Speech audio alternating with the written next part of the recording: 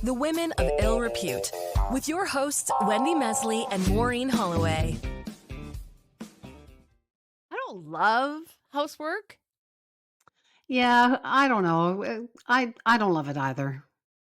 I mean, we could never be trad wives. You mean the women who choose to be stay-at-home wives and mothers? The ones who believe that the man is and should be the head of the household? I obviously agree. Yes, in the heteronormal universe, we could never do that for so many reasons. Although I will admit that I do find this whole movement, this trad wife movement, fascinating and scary. But I will admit to one particular obsession. So I can guess it's laundry, right? Laundry? It is. It's laundry. It is. You love doing laundry. I do. I do. You even like to iron. I am not alone. A lot of people like to iron. It's meditative. It restores order to chaos. Listen, I love getting stains out, and I love cleaning, and I love pressing, and nobody knows that better than Melissa. Melissa Pateras. Yeah. Ooh. Pateras. Thanks for having me. The laundry lesbian. Yeah, you played one of the videos, didn't you? Yes, I have a very, very faint recollection of this. Yeah, were you not entertained? I had a dinner party, and after dinner, I said, let's go watch The Laundry Lesbian. But there's more to you than that, isn't there, Melissa? I hope so, yeah. Yeah. So Melissa Pateras, she's a social service worker. She lives in Ontario with her wife and 3 kids. She started posting laundry tip videos to Facebook, then TikTok, and she's got like millions of followers now. Well, Melissa, you wrote a book, A Dirty Guide to a Clean Home, and you've even ended up, you were on the CBS Morning Show at one point, and I know you've been mentioned in Maria Shriver's Sunday Paper website. You're a big deal. I'm so excited to have you. Thank you. I'm Melissa Pateras. Yeah, it's the laundry lesbian. So welcome. You're both like fixated on laundry. Like what is it? I'm not. Maybe it's a normal thing. Is it? I think yeah, it's pretty split. I think you either really love it or you really hate it. I don't know that there's a lot of people in the in between. I think a lot of people find it sort of relaxing and soothing, and other people do not. But I think it also depends on how much laundry you have to do. I think a lot of single people also say they love to clean, and people who never drive say, I love driving, right? But I think if you have a lot of kids and a big household, laundry might not be very fun. And it's interesting because nobody likes to iron anymore. I do, and you do, but there are very few people that even iron anymore. So that seems to be sort of a lost art. I don't know if it's an art because, I remember my mother making me.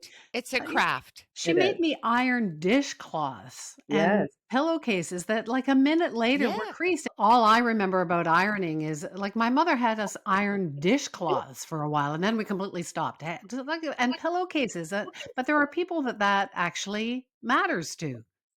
Yeah. Yeah. Yeah, it was funny.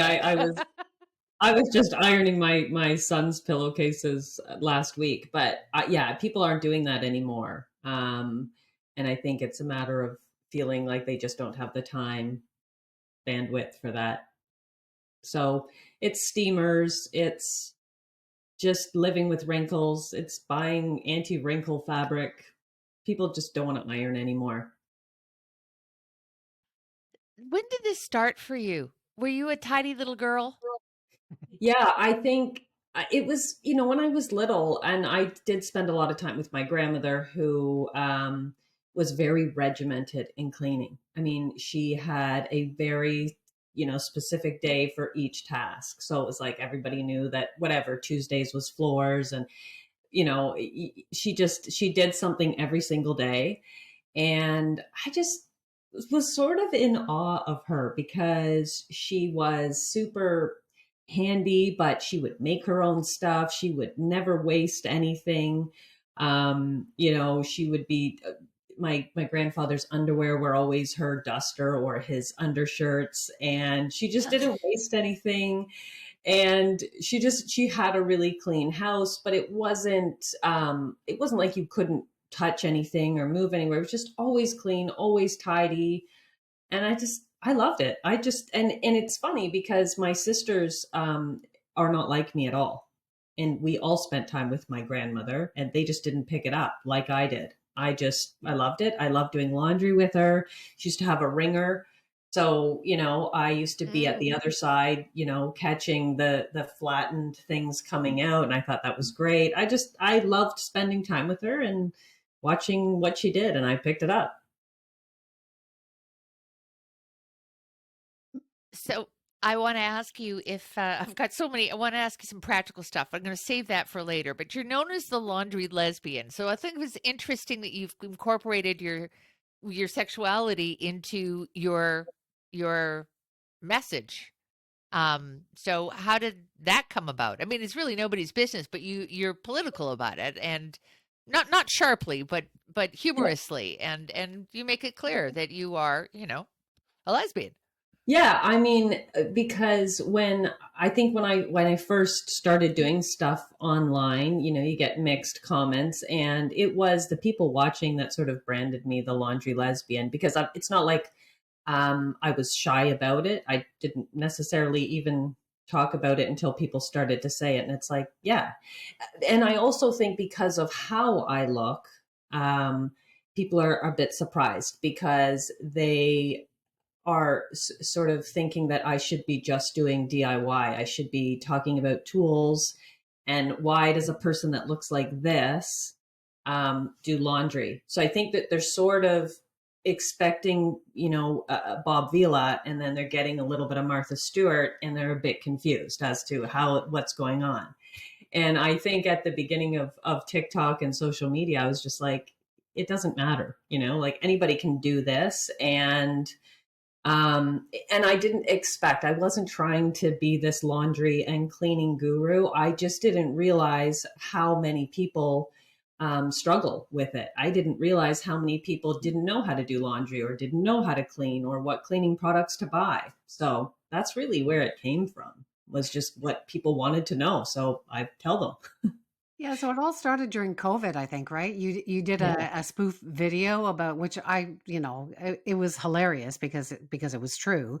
I particularly liked the when you were kicking the back of it was adults acting like kids, and it was there you were kicking the back of the car seat, and I was like, yes, yes, yes, yes, yes, yes. So, but then it took off, and so. And you're funny, and it's helpful. So I don't know. Did it really change your life? Uh, this has been wild. I mean, I would have never thought, certainly at first, I just thought I would be funny online for something to do. And then, it was fun. It was just being silly. And, sometimes the kids were involved, sometimes they weren't. And then the first laundry video I did was supposed to be a joke, because my cleaning and my laundry has always been very private, where I've always known it's a bit weird, and only a few people, if they sort of walk through the house and a closet door might be open, that they say anything or ever know it. So then when I finally found this platform where I could be out with my love of laundry and cleaning, it was wild. I couldn't believe, like I said, how many people are interested in it. I just couldn't believe it. And and again, how many people actually struggle with it? Because we're sort of in a weird generation where there's a certain age where you learned stuff from your parents. And then there's this other generation who your parents did absolutely everything for you to for whatever reason, maybe to make up for everything that they had endured as children. And so then we went through a whole thing where we never taught our kids how to do laundry, how to take care of themselves, how to be adults. And then these people are all standing here who don't have cable television, don't read newspapers, don't read magazines. So they don't know what to buy when they get to the grocery store for laundry and all those things. So they're pretty confused. They're like, wait a second, I actually don't know how to adult. I just wasn't taught. So it sort of came from that. Like, I like to sort of use my platform to teach you things that maybe you never learned, just maybe you were never taught for whatever reason. And that's sort of where it comes from. Melissa, you found love in this whole process, didn't you? I mean, I don't mean to pry, but you've been very straightforward. You had a bad breakup. Fill us in. Tell us, give us pour us some tea. I was just separated, and once I was on TikTok, I had been separated for a bit, and I just was scrolling, and at the time, I didn't understand TikTok. I didn't really get that people were dating. I didn't know people were, messaging each other. I didn't do that. I didn't read my messages. And I just found my now partner on TikTok, and she was super funny. And I was like, oh my God, this woman's great. I'm just going to follow her. And so we sort of followed each other, and that was it until she had actually messaged me, but of course I didn't read my messages. And she ended up she did a video about me, and then I duetted her back, which is like I take her video side by side. And then anyways, when I talked about her on a few lives that I did, and then when I went to finally message her, I realized she had already messaged me months and months before. And that's how it started. We just talked, and then we moved over to sort of FaceTime, and it was the pandemic, and she was in Australia, and she couldn't get here. She couldn't leave her country. We ended up having to hire a lawyer, and in order to get an exemption, which was sort of a stretch to get that because we had never met. And then, I mean, history is crazy. And then, our first date is me picking her up from the airport and driving to our new home 40 minutes later. So it was crazy. It wasn't something that I had ever done before. This wasn't who I was or what I did, but it was 10 months of talking through FaceTime. And then we bought a house on FaceTime, and then she moved here, and that was it. It's all crazy. Like it's incredible. Your book is crazy. Your love story is crazy. It's kind of amazing. And then I look at your book cover, and I'm trying to figure out, like, it's you with a cock gun, and you make lots of cock jokes. And there's stuff coming out of the there's cock two kinds gun. too. Yeah, like what is happening on that book cover? That started because like Laundry Talk was sort of the first one, and then we sort of moved into Clean Talk, and I started to sort of talk about tools and what tools are what, because again, that was something that I think a lot of people don't know, how to use tools. They're afraid of them, or again, wondering how other people know how to do things and feeling like they might be the only one who doesn't, because you go online and everybody's house is clean and everybody's DIYing things, and why can't I? So towards the beginning, I did talk a lot about very simple things that you can do around your house maintenance wise, like caulking. And of course that was a pretty easy joke, depending on where you're from, because it does depend on the pronunciation. But in North America, the joke really works. And it was, white caulk, black caulk, silicone, and so it was really easy. And people, got a laugh out of it, but at the same time realized that is actually something that they should be doing at their home. And, when your bathtub's looking grungy, or, it's also not something that lasts a lifetime. Because a lot of people will move into a house and think like, oh, why does that look like that? And it's like, well, when's the last time you redid your caulk? And they're like, what? What do you mean? I didn't know it's like nobody likes old caulk.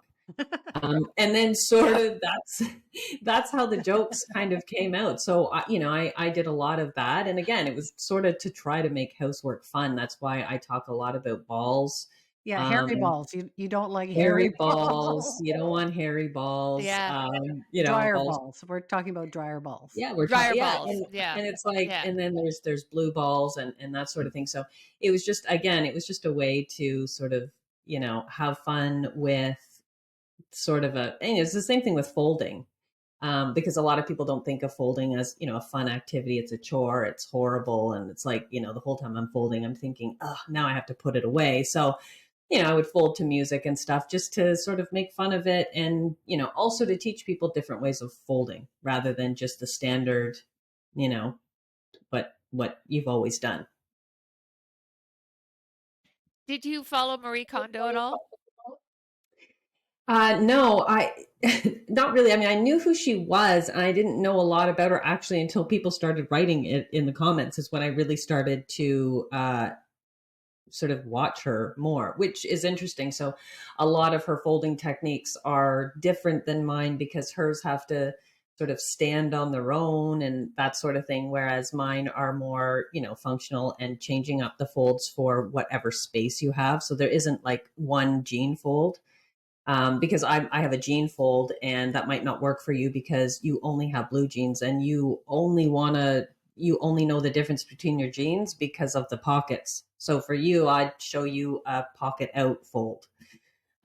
Whereas somebody else might be different. So I don't know. I didn't know so many people were into folding. And I didn't know that no one knows how to fold a fitted sheet. I didn't really realize that. A fitted sheet? I thought it was But fitted sheets. Go ahead. A fitted sheet. I thought it was like the bottom sheet. Yeah, that's the fitted sheet. Oh, okay. That's the bottom sheet. Yeah. Yeah, you can tell I'm an expert. Okay. But I know there are a lot of different styles of fitted sheets too, which is really frustrating. Sometimes they're elasticized all the way around, sometimes just in the corners. If you will indulge me, both of you, Melissa, because I'm going to ask you, and Wendy, because I know this is not your, area of enthusiasm, but I have so many questions that practical questions, and then we'll get back to maybe the more socially relevant. But so whites versus darks, I was always brought up you had to divide them, and my son, who's an expert in everything, by the way, told me, no, with cold water wash, you just throw everything in. And to me, that's the most irresponsible thing you can do to your laundry. So whites and darks, separate, yes or no? So this is okay, yes, but there's a whole backstory to that. This is a whole rabbit hole right now, because it's a generation of I want to do it quick. I want to get it done. I'm not like, who's doing that? Who's separating? They, because maybe they didn't watch their mom doing the laundry, so they didn't know that she actually separated it. So yeah, at the very least, you want to do darks, lights, whites. They require different water temperatures, so they should be separated. And the problem is we've got fast fashion. So we don't have this desire to take care of our clothes for longevity because we can just go buy another $5 t-shirt. Who cares if it gets wrecked? So it's sort of a disconnect there. So yeah, we've got a generation of non-sorters. They can't be bothered. Everybody wants everything quick, fast, easy, no thinking about it, and don't want to spend the day doing laundry. So they shove it all into one machine, or maybe they're students and they want to save money at the laundromat, right? Because we have to pay for each load. So I'm just going to jam it all in together. But our generation wants to keep our things for a long time, and we want them to look good every time we put them on. So that's a big maybe, but mostly yes, you should sort. So I have a related question, which is about a wine stain. And I heard all the club soda, which you say no, and I heard the vinegar, and you say yes, but then you said something else, which was like new to me. So how do you get rid of a red wine stain? Generally, the red wine is vinegar, but it sort of depends on where you've spilt the wine. So if it's like on a carpet, then it's vinegar and heat. So I put the iron, which not everybody has anymore, iron on, and the heat and the steam draw out the wine. But if it's on a shirt, then yeah, you could soak it in vinegar, and that takes care of it. Really? Okay, so I got to try that. I think white vinegar. Not red vinegar. Just regular old vinegar, and even now there's cleaning vinegar, which is a higher acidity, and there's so much out there now. But but again, going back to basics, you don't need a ton of stuff. I think that's my main thing, is that there's a million products, but you really don't need that many. We just get back to basics. I've started using laundry strips, which Mhm. because they're apparently they are more environmentally sound. But I just don't feel like. So my question to you: strips versus liquid or versus powder? When it comes to laundry soap, what do you what Yeah, turns you okay. on? So unfortunately, the strips don't work. So they work so I think what a lot of people don't realize is that water does 50% of the cleaning. So even if you don't use any detergent, 50% of the work gets done by the water. So sometimes people are a little bit not sure how good their detergent is, but I've tested all of them. I haven't found a strip that does any better than water. They all perform equally as well as water, and I want them to work. I do. The technology for strips isn't there yet. There's a new product called Tiles, which is amazing. It's a Procter and Gamble product, and it's a tile, and it takes from strips, but it's incredible. But if we look at just the standard like pod, or flings or whatever they're called, right? Your laundry pods, liquid and powder, they sort of come down to cost and what you're using them for. So again, for stain remover, I don't really buy stain remover. I use my detergent, but I can only do that if I have liquid. So I prefer a liquid. I don't have to worry about it not dissolving, clumping, maybe the pod not dissolving and sticking to something. So I like a liquid. It easily dissolves, and I use my liquid detergent to pre-treat my stains because, of course, it has all of the ingredients for stains. So I don't buy stain removers. They're just a detergent in a spray bottle. There's virtually no difference. So I mean, I maybe used Dawn on an old grease stain that I've gone ahead and dried and set it in, but for the most part, I just use like Tide or Persil, like a quality detergent, and I put it directly on the stain. I let it sit for 30 minutes to overnight, and then I just wash it. So that'll always take care of 95% of your stains. So Maureen I is love this. writing I all love of this. this I'm in down. heaven. She loves all of this laundry stuff. She's writing notes like Persil and not the. I have But I'm more. I have wondering, like, more. yeah, no, we'll go back to that in a sec. But I'm just wondering, you just mentioned Okay. All Dawn right. and Okay. Tide. You're like huge into Dawn and Tide. How do I you am. know? Like we do this because we love it, but we would also like some money. So what would you do when Dawn or Tide comes along and says, "Hey, Melissa, we'll give you like oodles of money. Just keep promoting it." How do we know what you like Yep. and what you make money for? Says the So journalist. I do have a partnership with Procter and Gamble. However, my specific partnership is I'm still going to talk about all of the products that I like. So I'm not one of those creators that just does paid ads anywhere I can, because I only will promote things that I actually use and actually believe in and have actually tested. Okay. So everybody knows, yeah, I'm a Tide, partner, but I talk about Persil more than I have talked about anything else. I love Persil. And for a long time, Persil was number one for clean and stains. Then it was Tide. And surprisingly, number three is Kirkland. So, yeah. So I talk about what Costco. works. Yeah, Costco, because it's like made by Persil. So those are the top three detergents on the market. And I talk about them because they're the top three detergents on the market. I show them in my videos. I talk about stuff that I use. There happens to be a lot of P&G products that I just really love.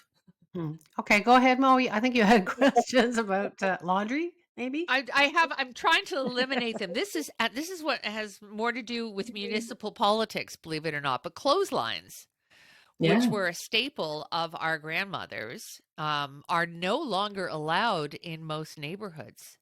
I know. What do you Really? think And about Wow. that, Melissa? it is funny because I think most of us, no matter where you grew up, if you're of a certain age, everybody had a clothesline. And my partner, especially coming from Australia, they don't own dryers. Very rarely do they have an actual dryer because everybody puts their clothes on a line, whereas we don't, because it takes too long. It's too much work. and the municipalities say they're an eyesore. They're ugly, so we don't want to allow them. And it's tricky because it's easy to say, well, I would if the township allowed me. But the reality is that, again, we are in this time or this generation where people are like, I am not going to carry my laundry out in a basket, put them outside, wheel the thing out, then take them back in, or I don't like crispy jeans. The only, so it's tricky.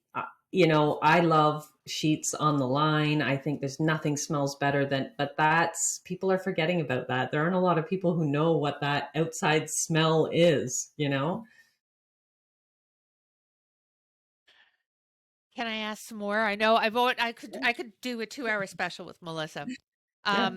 So I like to iron, but I'm confused about starch. What is starch? Is it good for you? Is it bad for you? I mean, I use it, but I don't really know what I'm doing.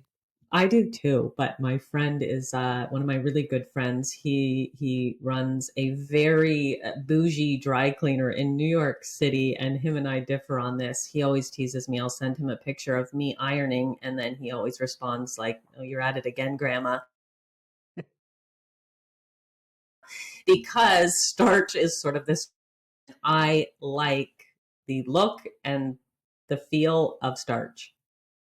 I like the way it looks. I think it protects the clothes. My friend, on the other hand, is like, you're crazy. Just iron. Just use an ironing spray.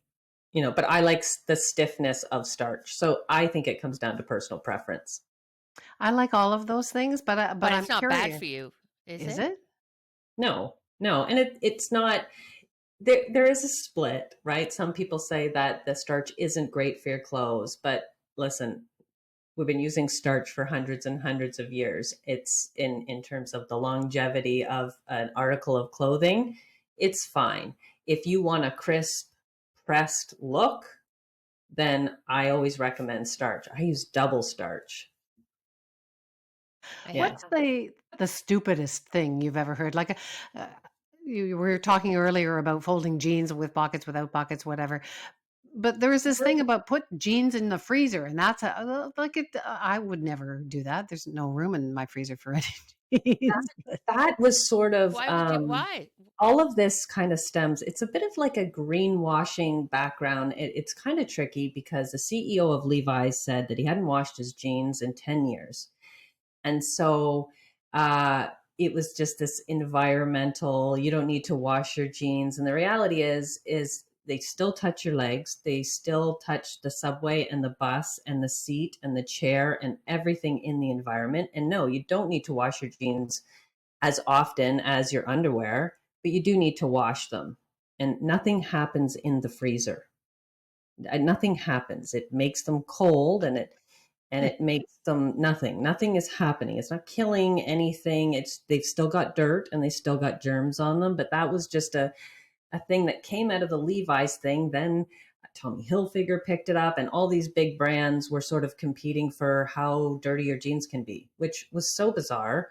But I like to dry clean my jeans because that's the least amount of fading that's going to happen with jeans. It's the one thing that I do always. If you've got like a nice pair of jeans that are dark and you want to keep them dark, then dry cleaning is the best.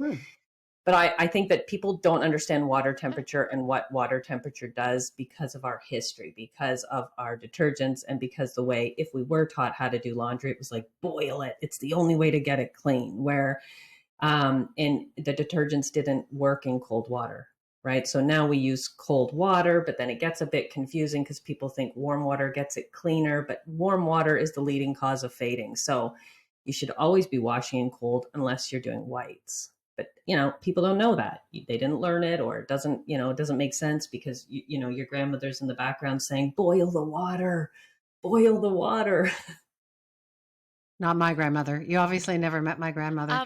I wish I'd learned how to do all of these things, because like I'm of a generation where all the girls went to home ec and all the guys went to tool class, or whatever it was called, shop. Yeah. It was called shop, and it's kind of it's ridiculous.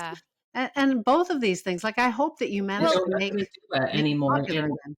I agree. I did both. So we did 50-50. So we did half shop and half home ec, where I think we were sewing shorts and then we were making a bowl or a checkerboard or something in the wood shop. But I feel like I'm the last generation of people that know what a bandsaw is, because they don't know tools people are not able to do for themselves anymore.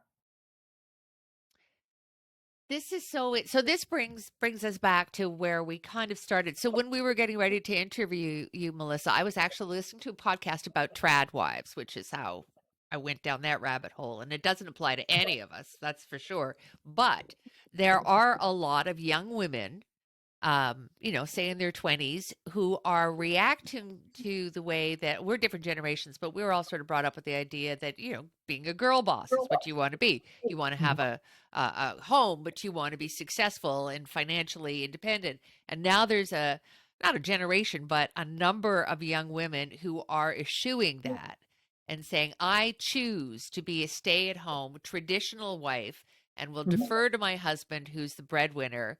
And the irony is that a lot of these women are influencers and are making money doing what you do, Melissa, with TikTok videos and so on. But yeah. Like I said off the top of the show, I find this fascinating and frightening, that there's this new wave. I kind of understand where it's coming from, but I'm wondering what you think of this and why is it happening? I think we've it's tricky because over the years we went from it's hard because it has a lot to do with wants and needs. And if you think back to our parents, they were never really concerned how ugly the couch was, how new it was, and like keeping up with the Joneses. The problem is the Joneses have changed, right? So our parents, like my parents said, geez, we never owned a new appliance. Like we just bought used. And my dad always said, I bought a $50 car. And I said, well, yeah, but what about when that broke? He goes, I bought another $50 car. That's just how things were. But then as our wants and everything has changed, we require more money. So women were going back to work because we need two incomes. I don't know how people are paying a mortgage with one income. So I don't, there's that whole thing. And I think I agree with you. I think that the choosing to stay home, is there some sort of an income or is it absolutely zero? Am I at home because I'm an influencer making X amount of money, or I'm selling something sort of from home, maybe an MLM? I don't know, but I don't see a lot of single salary people that are able to do all of the things that they I don't see the financial. I mean, obviously, you need two salaries to survive in most cities anyway today. So I completely agree with that. But I think that there's something else going on, which is a lot of young women were raised like I was by a mother who was frustrated at being a woman and all the things that women were not supposed to do. And so she did not teach me how to do my nails, did not teach me how to iron properly. But there was something missing, and it's something that I have. So I was a single kid or an only kid. Our daughter is an only kid, and I taught her that love matters too. And so I think I was raised to think that it was all about financial independence and personal independence. Mm-hmm. But then it was, I was old by the time that I realized that actually home matters too. So I think it's all up to us to figure out whatever the balance. I think the key is balance. And there are situations where it does financially make more sense for one of the parents, I'm not even going to say the woman, but one of the parents, to stay home with kids while they're little because of maybe daycare situation and how many kids you have in a row in a daycare, needing daycare. But for the most part, I think most people do need two incomes to be able to do the things that they want. I don't know how many people are actually staying home and not earning any money at all. Yeah, you got to wonder how big a deal is that. Melissa, we're out of time. Yeah, we got to wrap. I know. Hey, if you're like me and you can't get enough of this, you should get Melissa's book. It's called A Dirty Guide to a Clean Home. And it's Melissa Pateras. Yeah, or you I may know. yes, do have you to may know pronounce her it as right. Melissa Dilkes Pateras. Yeah. Yeah. It's been lovely to talk to you, Melissa, and and thank you for sticking with us. We had a few technical problems off the top, No so thank problem. you so much. Yeah, I will read your book. I won't iron, but I will read your book. I don't think you're ever going to iron. No, but I will. I'll do her ironing as well. Thank you, Melissa. Okay. Good luck with everything. Thank you. Wow, she's great. I'm not a laundry person or an ironing person, but she is really funny and she has lots of useful information. I just wish that we could get her name right. So it's not Pateras. It's not Pateras. No, she doesn't. It's Pateras. It's Pateras. Yes. Thank you for indulging me with this. I do really seriously love this stuff. And there are like just getting stains out. We could have done half an hour on that easily. But now you know it's vinegar. Yeah, well, maybe it's the old journalist in me, but I was really look. She goes on and on about Dawn and Tide, which are Procter Gamble. I think maybe they're not, Yeah. but I think they are products that are done by that company. And I was like, yeah, but does she really, really like them? So, but she does, and she's hardly the first person to talk about Dawn or Tide. So, and I must admit, like everybody does laundry. I do my own laundry, so I don't love it, but I do need to know that stuff. And she's funny. Yeah. She's funny and brave and fearless and yeah, you know, she's kind of like the reason why we kind of went down the trad wife rabbit hole was because she's the opposite of a trad wife, but her advice is embraced by people who are proud homemakers. And I consider myself one. I don't know why I have to be apologetic that I love all this stuff, but I am proud. Like when you come and stay over at my place, don't you love your sheets? I iron your pillowcases. So I'm going to come with a whole bunch of pillowcases that you're going to iron. Yay! All right, one more plug for Melissa Pateras, the laundry lesbian. You can follow her online, and her book's called A Dirty Guide to a Clean Home.